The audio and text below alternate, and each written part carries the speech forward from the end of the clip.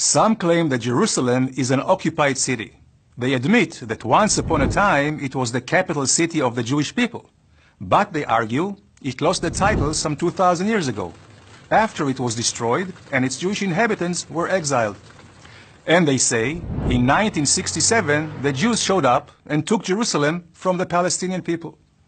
So in that case, why does President Donald Trump want to move the U.S. Embassy to Jerusalem? Here is the truth about Jerusalem and the Jewish people.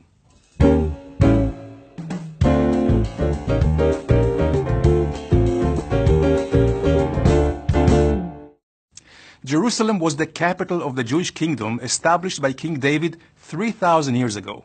His son, King Solomon, built the first temple in the place where, according to tradition, the binding of Isaac and Abraham took place 1,000 years earlier. The Babylonians destroyed the temple and exiled the Jews, but the Jews quickly returned. 500 years later, the Romans destroyed the second temple. But did that end the Jews' connection to Jerusalem? The answer is a resounding no. In the 2,000 years that followed, empires came and left, conquered, colonized, and occupied Jerusalem, never turning it into their capital, while the Jews, Jerusalem's indigenous people, continued living in and returning to Jerusalem despite the hardship and danger involved.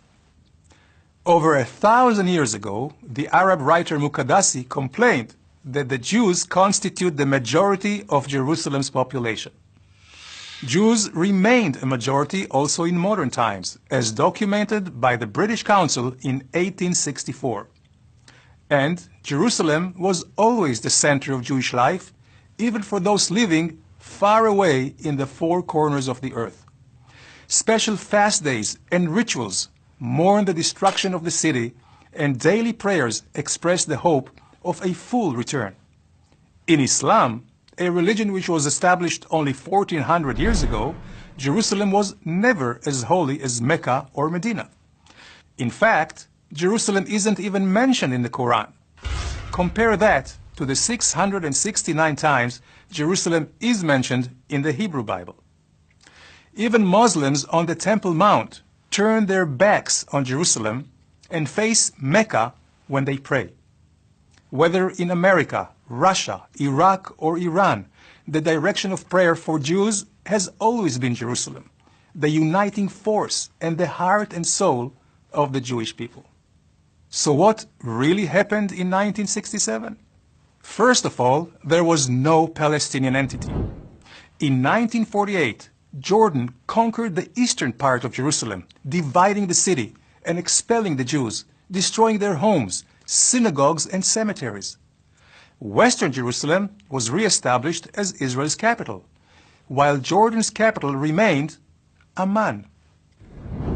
Then, in 1967, in a war of self-defense, the Jewish state liberated and united its historic capital city. What has happened since then? Israel has returned Jerusalem into a vibrant city and a house of all nations, establishing the freedom of worship to all peoples and religions. So, why does President Trump want to move the embassy to Jerusalem? The real question is, why did it take so long?